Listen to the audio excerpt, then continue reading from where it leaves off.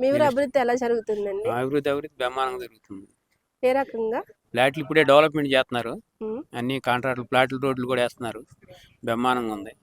మధ్య మధ్యలో మన జగన్ రెడ్డి గారు వచ్చి ఏదో ఒకటి నదిలో కడుతున్నారు, చెరువుల్లో కడుతున్నారు. ఆయన మొన్నటిదాకా గ్యారెంటీ వచ్చాడు రాజధానిలో. అప్పుడే ఎస్ 30,000 ఎకరం కావాలన్నాడు. 30,000 కన్నా ఎక్కువ తీసుకోవద్దు అన్నాడు. ఎక్కువ తీసుకోమన్నాడు.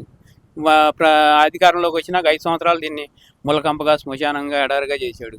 ఇప్పుడేమో ఆ నది ఒడ్డున కడుతున్నారు, అక్కడ పునాదులు నిలబడవు, అది ఇది అని అంటున్నాడు. ఆయన ఏదో తండ్రి చూసి రాజశేఖర రెడ్డిని చూసి ఏదో ఒక ఛాన్స్ ఇద్దామని ఇచ్చారు, కానీ లేకపోతే ఆయనకు అసలు ముఖ్యమంత్రి పదవి వరించేది కాదు.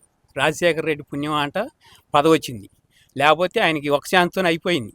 ఏది తండ్రిని చూసి ఇచ్చారు, రెండోసారి ఆయన చూసి 11 సీట్లు ఇచ్చారు. ఆయన అర్హత ఏంటంటే ప్రతిపక్ష హోదా కూడా లేని అర్హత అనమాట. ఆయన చూసి వచ్చేసారి ఎవరిని చూసి ఇచ్చారు? తండ్రిని చూసి. ఆ జీన్స్ ఏమైనా ఉండయేమో, కొద్ది మంచి చేస్తాడు అని నమ్మారు చెప్పిన మాటలు.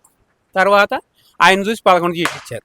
ఈసారి సింగిల్ డిజిట్ అవ్వచ్చు అలా మాట్లాడుతున్నాడు అన్నమాట. ఒక రాజకీయ పరిణితి చెందిన రాజకీయ నాయకుడిలాగా మాట్లాడట్లా. ఒరే 30,000 ఎకరం ఇచ్చారు, మళ్ళీ ఒక 20,000 ఎకరం ఇవ్వడానికి రెడీగా ఉండారా బాబు అని చెబుతుంటే, అక్కడ నదిలో కడుతున్నారు, సముద్రంలో కడుతున్నారు. నది ఒడ్డున కట్టకి ఆడ కడతారు? ఏ రాజధాని అయినా వాటర్ ఉండి కాడ కడతారు. పుష్కలంగా వాటరు, కరెంట్ ఉండాలి. కరెంట్ లేదంటాడు, వాటర్ లేదంటాడు. ఏందో అసలు ఒక రాజకీయ నాయకుడిలాగా మాట్లాడు.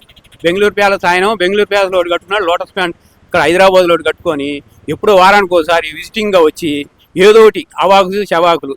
రాజధాని పుణ్యం అంట 11 సీట్లు వచ్చినాయి, ఈ తడవ ఒక సీటు కూడా రాదు. ఆయన ఏదో 14 రాజధాని గురించి ఇంకొకసారి మాట్లాడితే సింగిల్ సీట్కి పరిమితం అవుతాడు.